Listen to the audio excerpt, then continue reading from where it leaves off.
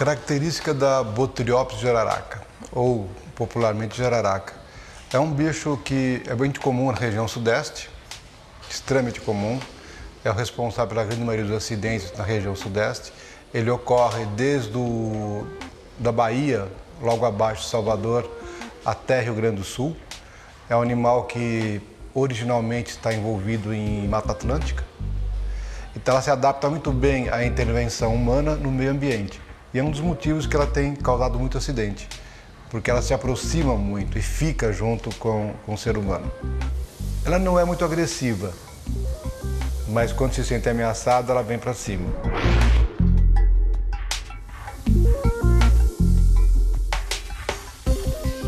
Na década de 60, o cientista brasileiro Sérgio Ferreira detectou o fator potenciador da bradicinina. A substância foi retirada do veneno da cobra Botuliopsis jararaca, espécie típica do Brasil. A partir dessa descoberta, o laboratório norte-americano Squibb criou e patenteou o Captopril, medicamento contra a hipertensão que se tornou o mais usado no mundo. O Captopril rende às indústrias farmacêuticas cerca de 8 bilhões de dólares por ano.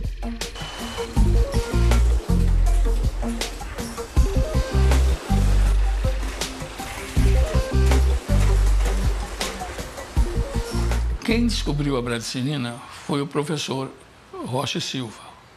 Ele que incubou o veneno da jararaca com plasma e viu que criava uma nova substância. Cheguei em Ribeirão. Nesse instante, chegou um pacotinho de bradicinina sintética. E essa bradicinina sintética, vindo de fora, em relação à bradicinina natural, feita com veneno e plasma, era muito fraquinha. E eu falei, é capaz de ter alguma coisa. E comecei a pensar em potenciação da bradicinina, em aumentar o efeito da bradicinina sintética para chegar na atividade da bradicinina natural. Foi aí que eu descobri que no veneno da jararaca tinha um fator que potenciava a bradicinina. Ele aumentava o efeito da bradicinina.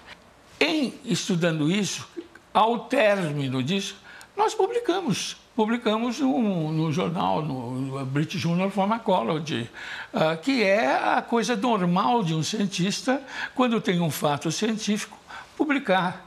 E foi em base dessas publicações que a Squibb montou a sua ideia de como fazer.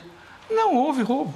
Quer dizer, muitas vezes existe uma visão de que avançaram na fauna brasileira ou na biologia brasileira ou qualquer coisa assim. Mas é que não estão vendo o seguinte, que o nosso desenvolvimento era em virtude da nossa incapacidade de transformar aquilo que a gente criava em medicamento, quer dizer, ou em tecnologia. No ano 2000, o Centro de Pesquisas Bioamazônia firmou um acordo com o laboratório Novartis para coletar bactérias da biodiversidade brasileira para pesquisa na Suíça. O contrato permitia à gigante farmacêutica manipular, licenciar e vender qualquer composto produzido a partir das substâncias originais. O assunto criou uma polêmica internacional. Para contornar o problema, o governo federal suspendeu o contrato e editou às pressas a MP 2186 de 2001, que determinava regras para o acesso ao patrimônio genético do país. A lei foi reeditada 16 vezes. O Centro de Biotecnologia estava sendo construído ainda, estava nos seus alicerces, né? Até por isso foi algo meio precipitado, né? E a diretoria executiva da Bioamazônia teve essa iniciativa de fazer o contrato com a Novartis, né? Era um contrato que trazia poucos benefícios para o país, né? E dava muitas regalias para a empresa, né?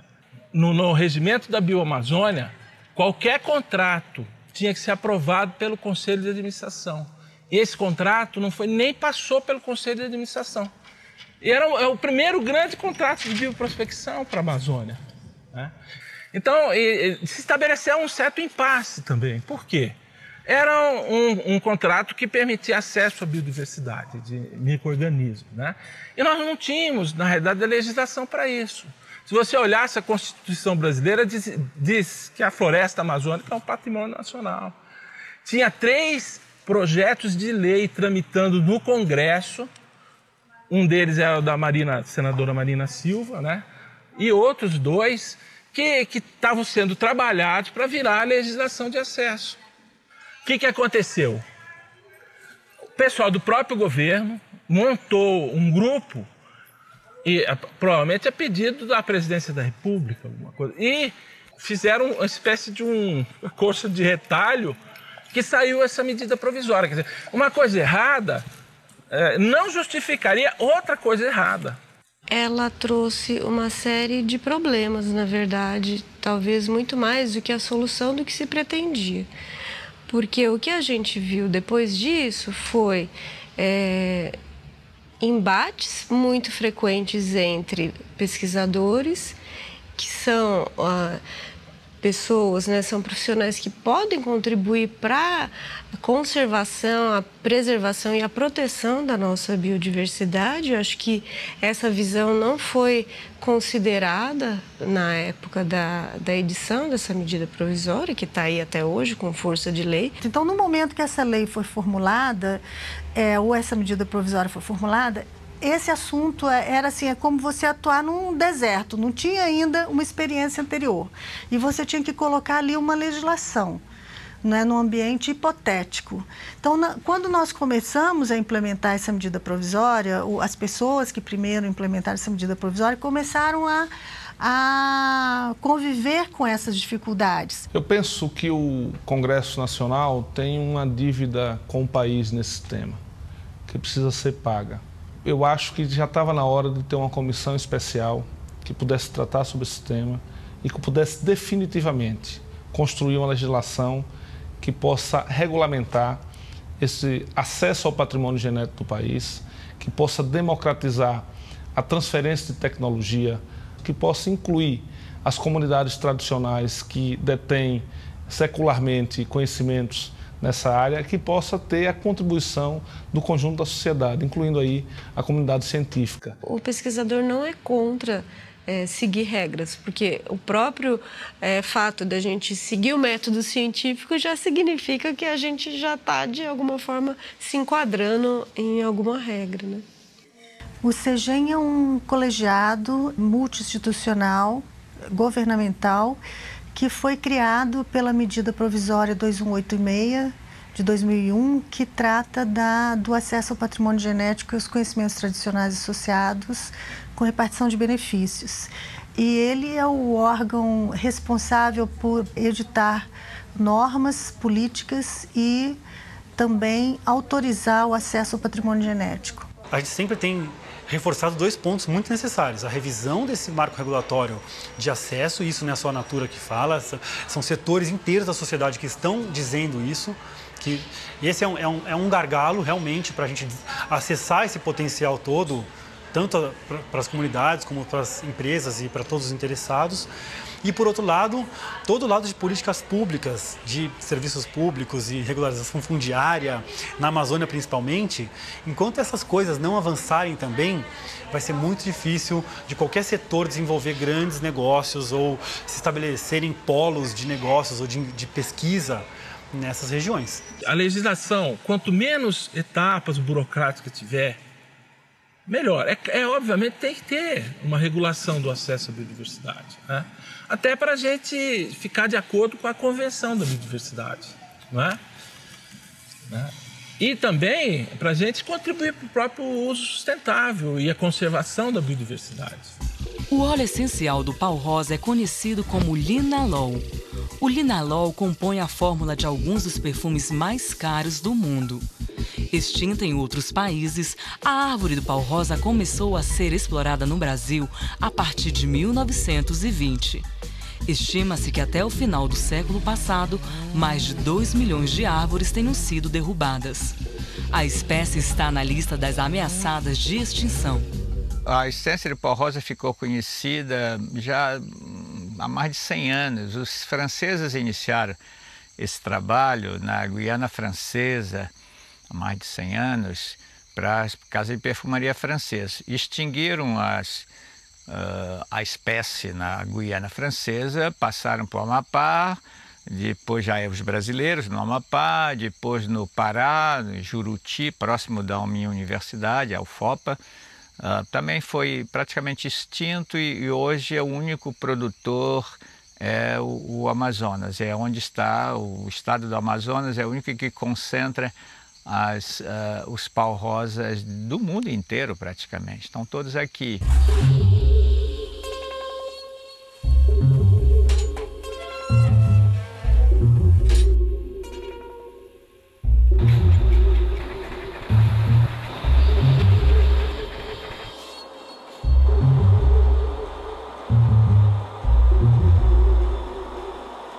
Quando meu pai resolveu instalar essa planta dessa usina, foi lá do outro lado do rio. Isso foi em 1945, mais ou menos. Aqui na Oeste teve 8 usinas de pau-rosa. E por volta de 1962, nós transferimos para cá, já melhorando alguma coisa. O pau-rosa ia ser carregado no ombro, né? Então cortavam as toras em 80 centímetros e depois faziam uma vereda assim, até na beira do igarapé, para rolar o pau-rosa, né? Metiam 2 paus no centro do estoro de pau-rosa e amarravam um cipó. Quando o terreno era plano, eles iam puxando. E quando era uma descida, botavam o toro na frente e iam segurando. Durante todo o tempo, essa centena de anos, o óleo de pau-rosa sempre foi originário da madeira. Então precisava entrar na floresta, equipes que passavam meses dentro da floresta para descobrir a planta, marcar a planta, outra equipe cortar a planta, transportar os roletes de madeira de 80 centímetros até perto do igarapé, esperar que a água suba, coloca dentro de uma canoa, traz até a cidade, aí todo o processo de extração para extrair o óleo. Então um processo extremamente trabalhoso, complexo e também incidindo sobre essa única espécie na floresta. Naquela altura, a exploração do pau-rosa ia em torno de 1.800 tambores, né, por ano. E os preços naquela altura eram menores do que hoje, né, bem menores mesmo. E havia muita oscilação de preço, né. Tinha anos que todo mundo parava, não trabalhava, porque não tinha como exportar o pau-rosa, né. E nós continuamos aqui e resolvemos plantar pau-rosa, né. Só que naquele momento, quando ele fez esses plantios, ele estava pensando mais na questão de preservação mesmo, né? Fazer o plantio para ficar preservando a espécie aqui, não deixar a coisa... E não se pensava, naquela época não se falava em poda, né? Aí eu desenvolvi uma técnica que foi a extração do óleo das folhas e dos galhos. Essa técnica, eu sempre digo que eu desenvolvi a tecnologia para extrair isso, porque o conhecimento sobre a extração do óleo essencial das folhas, ele é muito antigo, ele é de 1956, tem registro do professor Gottlieb, né, que foi um dos maiores químicos do Brasil, que mostrou que as folhas tinham óleo também, e fez um registro científico. O professor Lauro Barata já vinha pesquisando essa possibilidade e a viabilidade desse óleo proveniente de galhos finos e folhas, né? E nós começamos a fazer experimentos, fazemos as destilações aqui de teste e vimos a viabilidade, que a qualidade do óleo era excelente, né? E vimos também a recuperação das árvores. O pau-rosa tem um poder de rebrota fantástico, e isso aí nos incentivou mais ainda a continuar esse trabalho.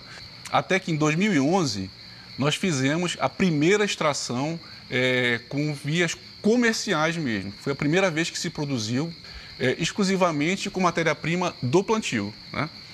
E isso, obviamente, tem um apelo muito grande, porque é um produto sustentável, né? Só o fato de você provar para o seu cliente que aquele produto que ele está comprando ele vem de uma extração que não entrou na floresta, que quer dizer, foi colhida de um plantio, já te dá agrega valor, agrega credibilidade do produto, uma série de coisas. Hoje o óleo de pau rosa que é produzido aqui, ele só é praticamente apropriado pelas grandes empresas de cosméticos, pela perfumaria fina que a gente chama. Perfumaria fina, aí você pode imaginar a Chanel, a Yves Rocher, e outras, né? A gente acredita muito nessa atividade, a gente já conversou sobre isso, vê o pau rosa como uma alternativa muito viável para a nossa região aqui, uma atividade de baixo impacto, né? Altamente sustentável e que tem um retorno econômico em toda a cadeia produtiva. Os biomas brasileiros são ricos em plantas medicinais e aromáticas. Geração após geração, comunidades indígenas, quilombolas, ribeirinhos, extrativistas, pequenos agricultores transmitem o uso terapêutico de cada espécie. Desde 1993, esse conhecimento tradicional passou a ser protegido pela Convenção da Diversidade Biológica. A CDB foi o primeiro grande acordo mundial de conservação e uso sustentável da biodiversidade. O Brasil e outros 192 países são signatários do documento. Qualquer interior no Brasil é cheio de pessoas sábias, né? E elas receberam esses conhecimentos de suas mães, das avós, dos avós, né? Nós temos em Silves curandeiros, benzedores, benzedoras. Então, é uma coisa cultural. A linha Ecos ela veio a materializar em produtos e em projetos de inovação uma vontade da Natura que já vinha desde a década de 90 de trabalhar com a biodiversidade brasileira e com as populações locais, populações tradicionais do Brasil. No ano de 2011 a gente está trabalhando com 32 comunidades no Brasil e 31 no Brasil e uma no Equador. E essas comunidades todas, quase todas elas têm experiências muito interessantes de aprendizados mútuos. A Natura aprende muito, eles aprendem muito a se relacionar com o mercado e nós aprendemos a nos relacionar com eles. A anuência prévia é um outro pré-requisito que a legislação exige, que é, caso você vá usar o conhecimento que alguém tem, é claro que você tem que ter autorização dela. Você não pode simplesmente entrar na casa de uma pessoa e pegar algo que não é seu. A mesma coisa com conhecimento. Então, se você se aproxima de uma terra indígena ou de uma comunidade quilombola ou uma comunidade tradicional, você tem que ter uma autorização daquela comunidade para você usar aquele conhecimento dela. E além da parte econômica, até tem outros aspectos nessa relação que fazem a diferença, que geram benefícios para essas comunidades, estão ligados a questões como autoestima, por exemplo. Eles serem fornecedores da Natura e a Natura valoriza essas pessoas e essas organizações sociais como fornecedores e como atores sociais, essa valorização é muito reconhecida. As comunidades também querem, como benefício a ser repartido, uma informação sobre o resultado da sua pesquisa. Porque muitas vezes o que os deixa assim, desanimados e até chateados é que o pesquisador vai lá, faz a pesquisa e nunca mais volta, eles não sabem nem o que aconteceu depois. E só depois de todo o processo burocrático, de até enviar processos para o CEGEM, que é a parte da legislação nacional que requer isso, só depois disso é que a gente pode organizar nossas, que a gente chama de expedições, as nossas pesquisas mesmo sobre o conhecimento de uma população. É um processo longo, pode demorar anos até o dia em que a gente pode, de fato, pisar na comunidade e conversar sobre as propriedades ou sobre os usos de alguma planta. Você vê situações em que você vai numa unidade de conservação, em que vivem comunidades tradicionais, você não foi lá para acessar conhecimento tradicional, você foi para fazer uma pesquisa na área de conservação, uma pesquisa de fauna ou de flora. E a comunidade te recebe tão bem e se sente tão bem com a sua presença que quando você vai ver, ela já está informando algumas particularidades relacionadas, às vezes, ao que você está pesquisando.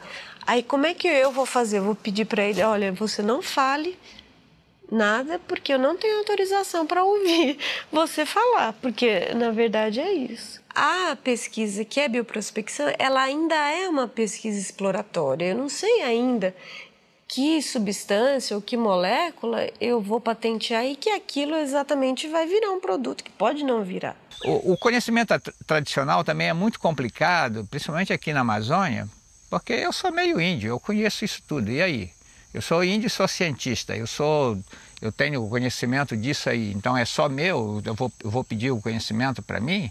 A minha mãe, a minha avó e meus vizinhos me passaram esse conhecimento. Só que o que a legislação nos diz hoje é a diferenciação entre detentor do conhecimento e provedor do conhecimento. E o que você precisa regularizar o acesso é com o provedor do conhecimento tradicional. Ele que precisa ser identificado, é ele que vai te dar consentimento prévio. Então a gente delimita esse provedor da melhor maneira possível no local onde a gente vai fazer acesso. E é com esse provedor que a gente faz todo o processo, que é ele que nos está, de fato, provendo, nos contando esse conhecimento tradicional. Você tem comunidade indígena que é pago porque usa o urucum. Mas o urucum usa no Brasil inteiro.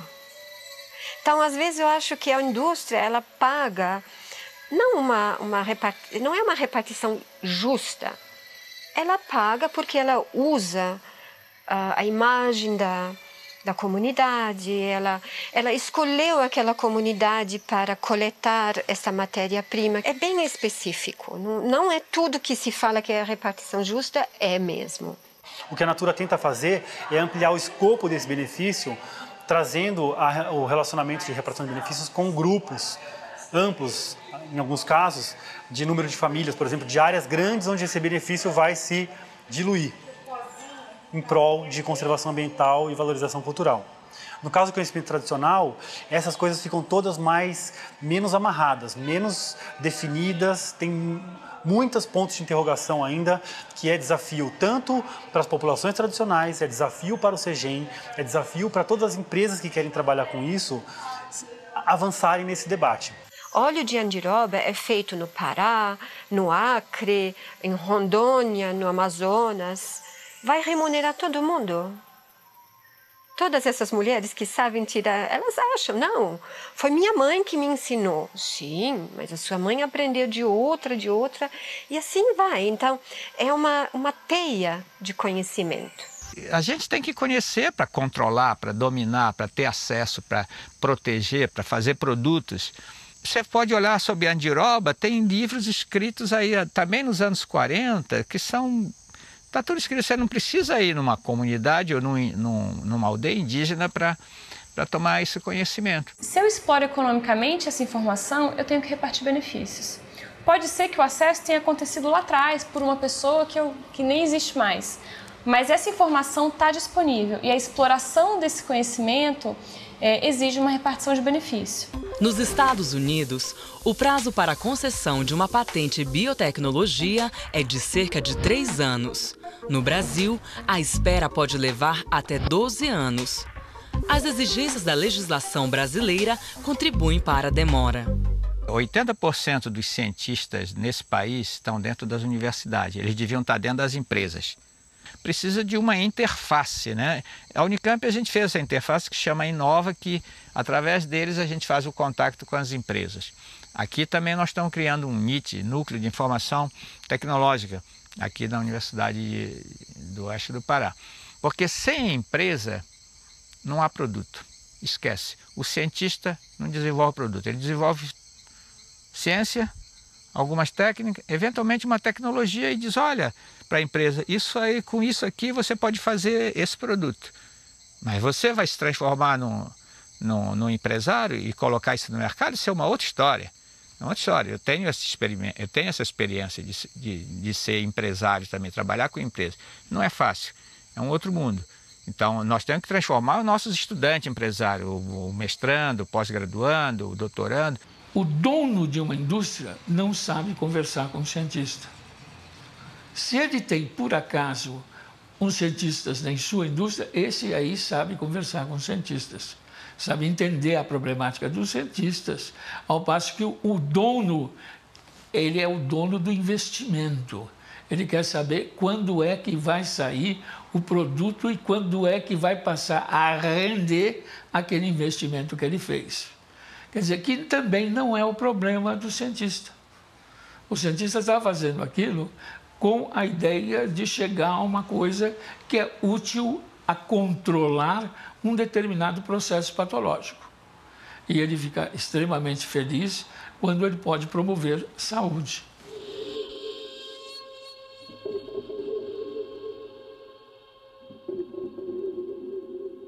O tempo no mundo para você desenvolver um medicamento são 10 anos. Isso é no mundo. Com infraestrutura completa ou não, são 10 anos. Porque você tem todas as fases. Você tem a fase de pesquisa, depois você tem uma fase de pré-clínico, daí você tem uma fase clínica, então não tem como. Esses 10 anos eles existem. O que para nós é mais complicado? É mais complicado esses emperramentos assim, de entendimento. Então, por exemplo, eu faço uma patente, estou no Instituto Butantan. Começa uma discussão, quem é dono? Então, quem assina? Quem assina o contrato de licenciamento? A legislação permite uma patente é um bem. A legislação não vai me permitir que eu passe um bem para uma empresa, porque então é um bem do Estado. Então, essas discussões todas é que tomam muito tempo, são discussões jurídicas, discussões de legislação. Então, a Assembleia Legislativa é que tem que decidir isso. É o governador que vai assinar? Quem assina? Agora, como é que eu posso fazer transferência de tecnologia de um instituto que é do Estado para uma empresa, se isso é um bem do Estado? Ter patente não resolve nada.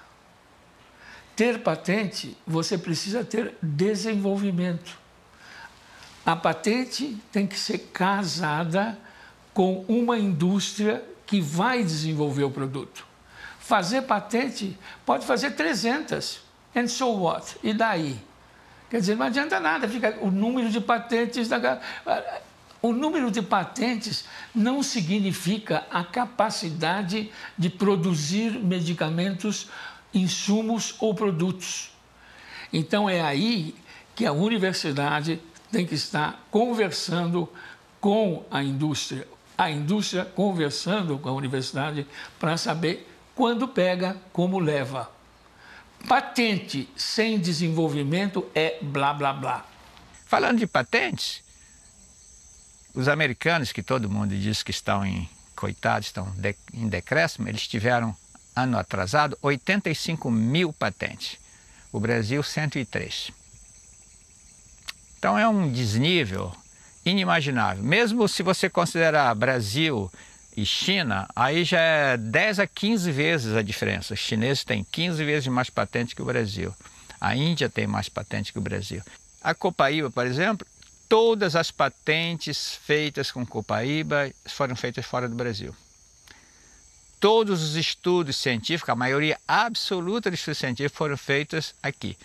Mas todas as patentes foram feitas lá. Porque lá fora eles percebem a importância desse óleo. Um escritório de patentes do exterior que se depare com um processo que envolva, por exemplo, uma composição farmacêutica, cujo ingrediente ativo é um componente da biodiversidade brasileira ou é extraído de um componente da biodiversidade brasileira, ele vai proceder com o exame desse processo normalmente, não existe um mecanismo ainda.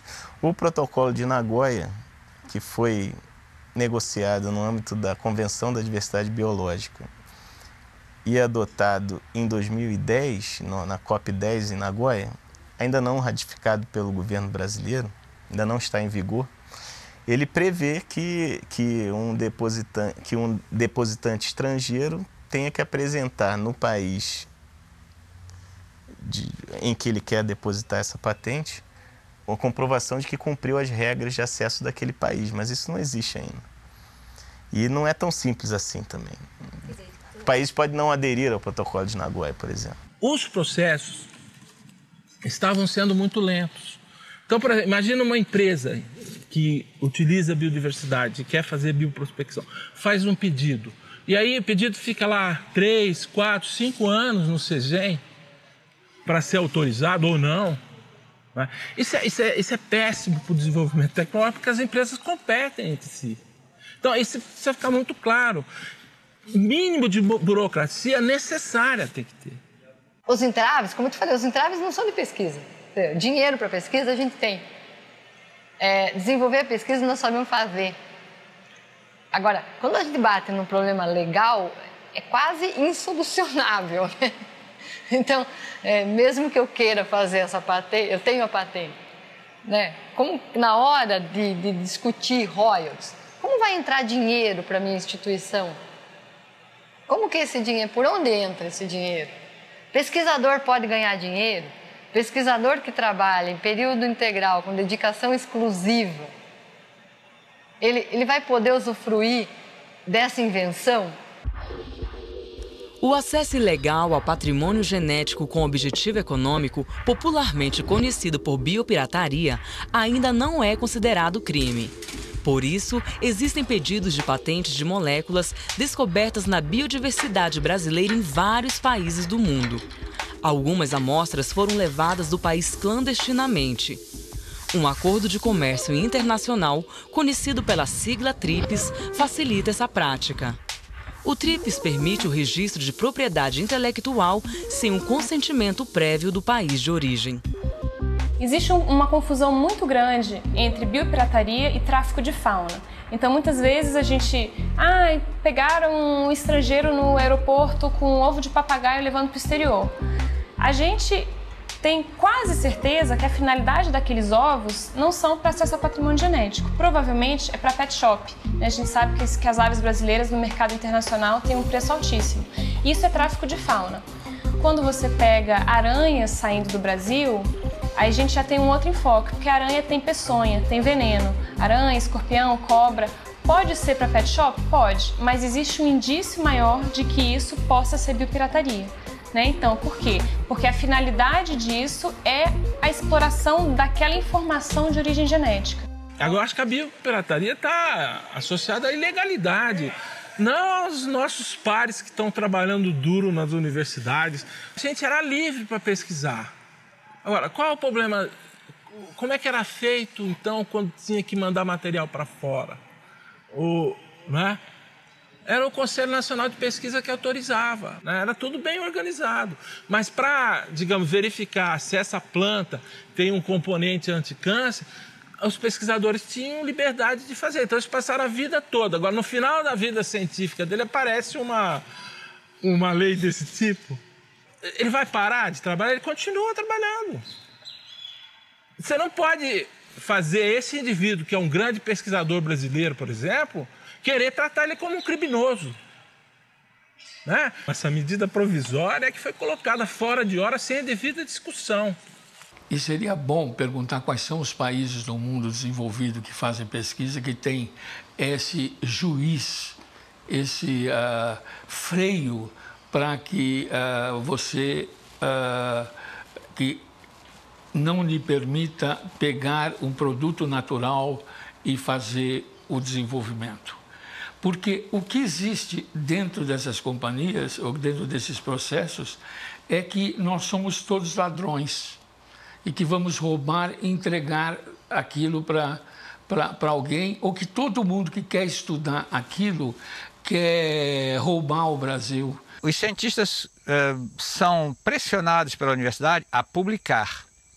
Quando você publica, você perde a primazia. Esse conhecimento é de todo mundo mesmo. Qualquer um, americano, japonês, tem direito. Então a gente não tem a cultura de patente, não tem a cultura de proteger. Quando você não tem a cultura de proteger, a biopirataria vem em seguida.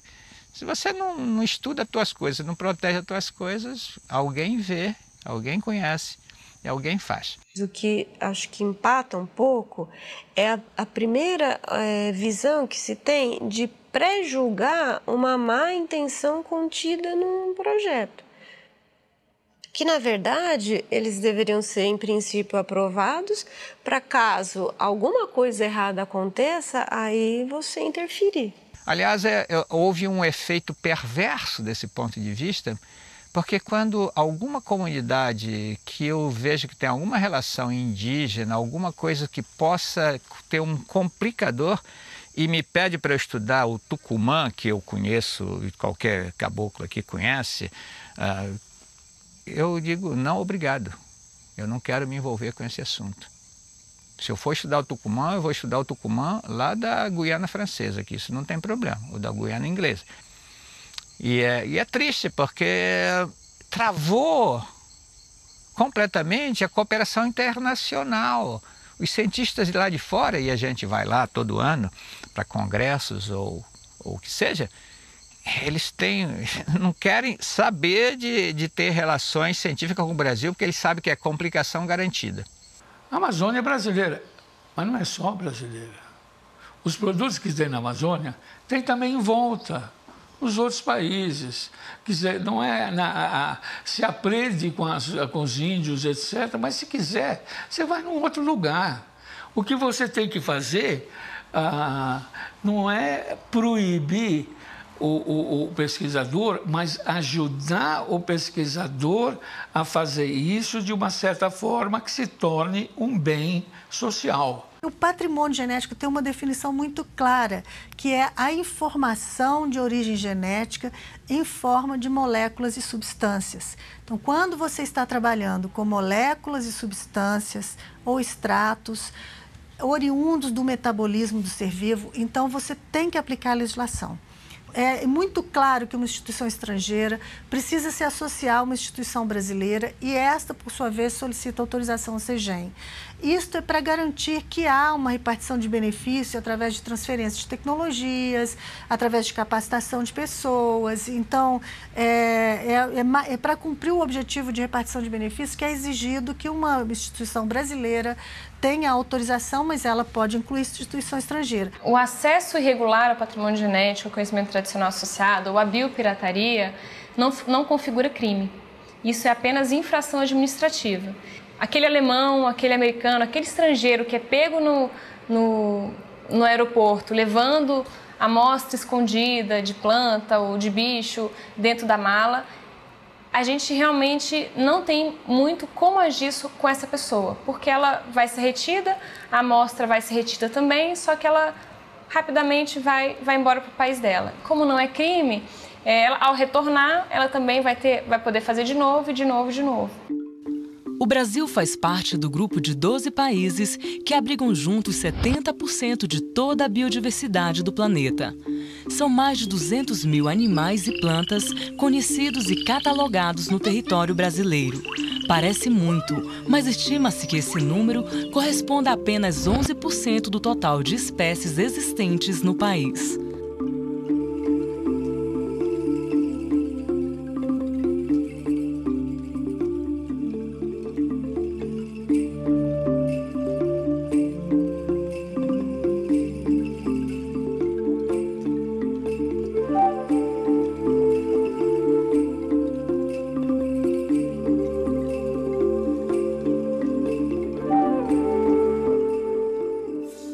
Nossos parlamentares, por exemplo, quando se fala em petróleo, que na minha opinião não é tão importante quanto a biodiversidade, petróleo é resto de biodiversidade, na verdade, que está fossilizado, tá certo? E que o uso só vai prejudicar o mundo agora.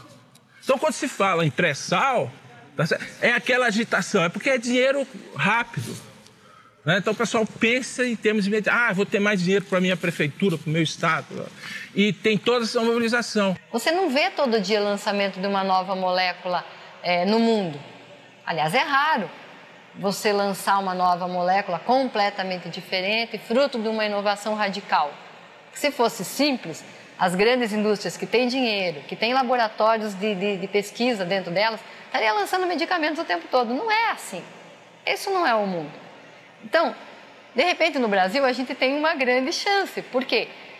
Porque a gente pesquisa várias coisas da própria biodiversidade brasileira, que é grande. Também é grande nos outros países, mas é diferente a forma de trabalhar. Talvez, como nós não temos tanto dinheiro, nós não temos tanta tradição, a gente arrisca mais em procurar coisas que não são conhecidas. Então, a chance de você encontrar alguma coisa realmente nova é maior.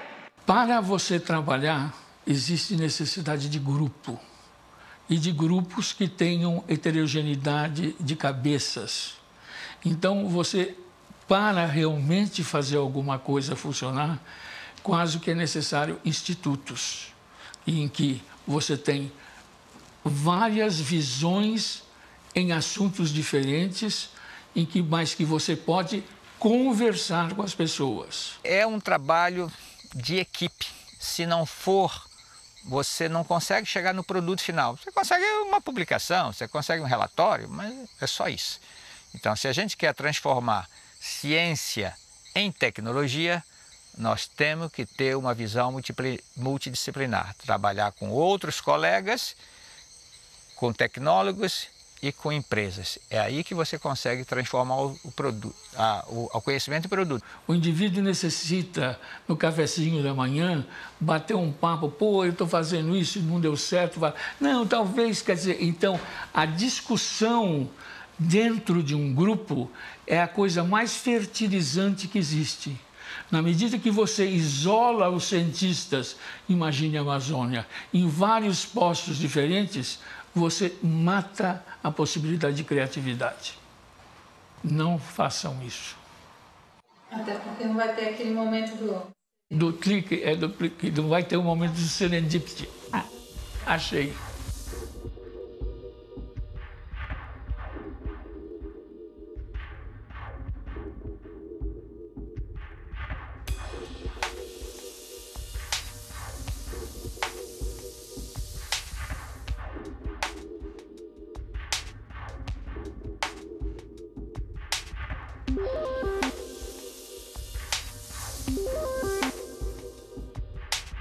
do